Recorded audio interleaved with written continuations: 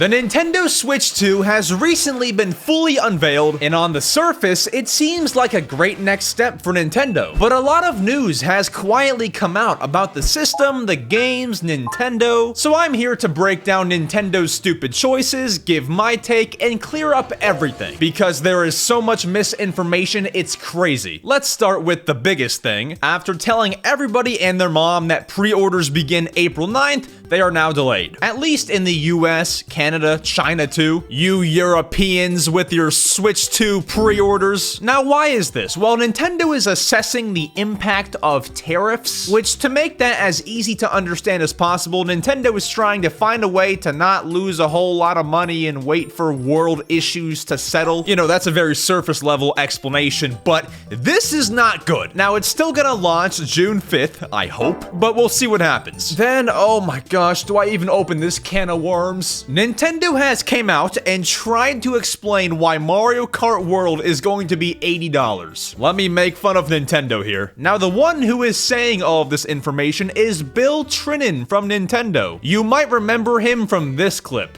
Looks like you caught me playing with my toys. He was having a little bit too much fun, but basically he is saying, all in all, after the Mario Kart World Direct on April 17th, and you see everything in Mario Kart World, this experience is going to be worth $80. And no, it's not $90 in the US. I don't know where that misinformation came from. I mean, the entire explanation here is Mario Kart World is gonna be so big and so great and have so much content, you'll pay $80. But man, to be worth that price tag, you know, so many Nintendo games already have so much content. There better be a story mode, create your own track, all that jazz. Now, will there be all of that? I doubt it. But $80, I mean, I'm gonna buy it, right? It's Mario Kart. Just a little crazy. But oh boy, that's just the start of their greediness, because the Nintendo Switch 2 Welcome Tour game, if you can call it a game, rather the instruction manual to the Switch 2 is going to be $10 on the eShop on the Switch 2's launch day. Now, if you missed it, this Welcome Tour game is just a piece of software which demonstrates how the Switch 2 technology works. And although there's a lot of content in this game that Nintendo showed in their Nintendo Treehouse event, $10 for a, hey, here's how to use the Switch 2 game that other companies like PlayStation give you for free,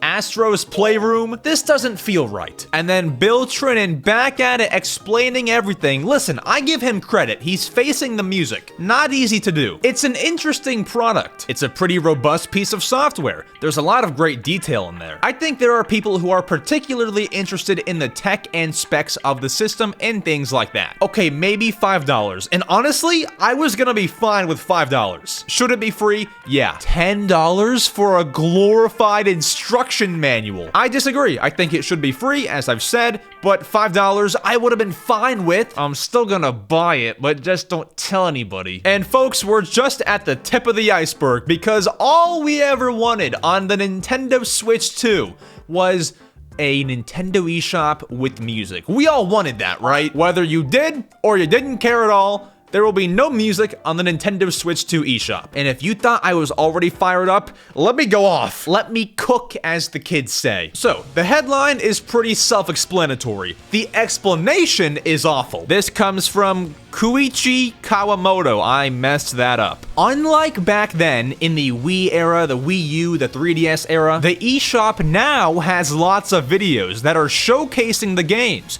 We didn't want to intrude on that, so we don't have music there. Nintendo, did you forget that on the 3DS, the Wii U, and I think the Wii, I could be wrong, all had videos too? Look at this! This is the 3DS eShop with gameplay footage on it. But I do kind of get what he's saying, because this right here is a video of the Switch 2 eShop. And as you can see, if you do click on a game, the video starts immediately. So I get that, but as many people online are saying, you can't just like fade the music out and then fade it back in once the video ends. I will say they have more of a reason on Switch 2 to not have music than they do for the Switch 1. Switch 1, Videos, I don't believe, play automatically. You have to go over to them, then click the video. Switch 2, they start automatically. It'd be a bit trickier to have music, I get it, but that's still not the best excuse. On the bright side, the eShop is going to be very fast, so I understand, I respect that. And also, we're gonna dive deeper into all of this on my Nintendo podcast, The Mario Matter, this Saturday. Link down below, don't miss it. Oh, and just in case you freaks were wondering, Nintendo Switch 2 games will still taste bad if you put them in your mouth. Now, that will not stop me from trying one on my unboxing video on launch day. I'm gonna see if it tastes any different. Do you think this is like red food coloring? Oh man, dude, what if they flavor it? This could be good!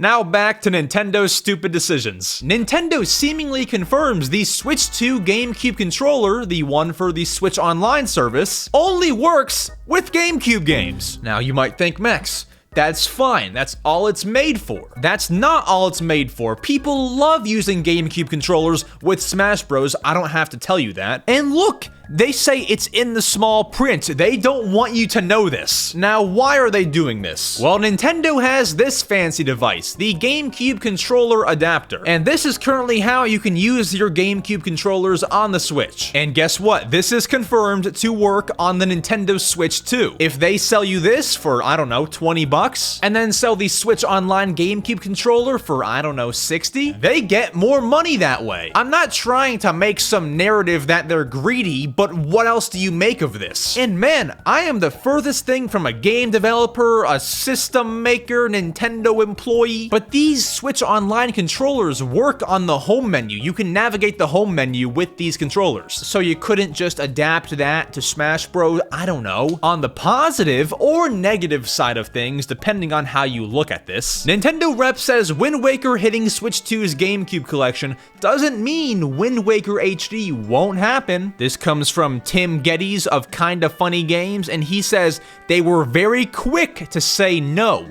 All options are on the table. Now that's a great piece of news, and I mean, I guess there's no negative to it like I had said. I just meant, like, if you're gonna buy the Switch 2 GameCube Switch Online service, and Wind Waker's on there in its GameCube form, then they release Wind Waker HD, it just kind of becomes that Spider-Man meme, like you own the game twice, even though one is gonna be in 4K quality. I don't know, it's fine, it just rings weird to me. Nintendo Switch 2 will not have any achievements on the console. Now this is not a shock. We got a quote from somebody in Nintendo, I believe it might have been Shuntaro Furukawa, the president. I believe he was asked about achievements, and he was like, we don't do what other people do. And here's them proving it. For those who have interest in the Nintendo Switch 2 camera, you might have seen this officially licensed Piranha Plant camera as an option. It looks cooler, it's cheaper. Well, I hate to break it to you, but the Nintendo Switch camera, the official one, captures your camera on the Switch 2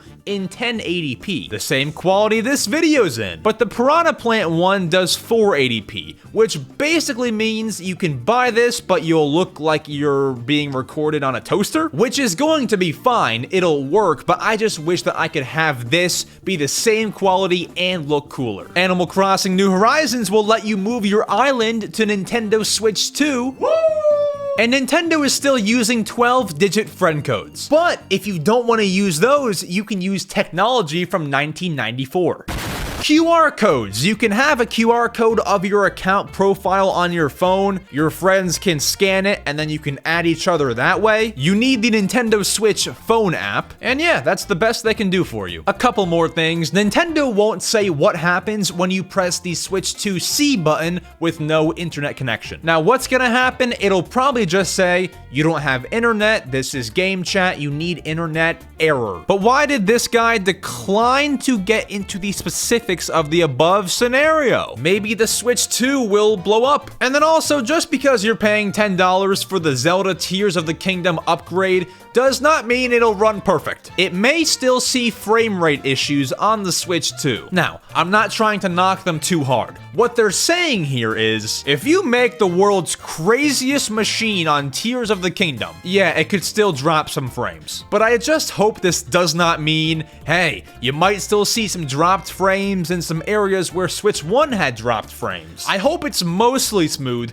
just as they're saying, impossible to predict all player builds. If you build something crazy, yeah, it might freak out. It's just not a good headline. And if we want to talk Nintendo Switch 2 prices, the price in the US of $450, I really don't have a problem with. It's less than PlayStation, less than Xbox, it seemingly has very similar power. As far as games with upgrades like Mario Party Jamboree or Kirby and the Forgotten Land, the Star-Crossed World, those being $20 more on top of the base game, I mean, I guess it's fine. It's like you're buying a $20 DLC, which is actually less than they usually charge for DLC, and then the performance upgrade games like Zelda being $10 more than they usually are. I feel like $5 would have been a bit more fair. That's the only thing I would change. But folks, that is it. Thank you all so much for watching. If you want to click here, here's another Nintendo Switch or Switch 2 video, whatever I put there. Here is my main channel, and here is my Nintendo podcast channel.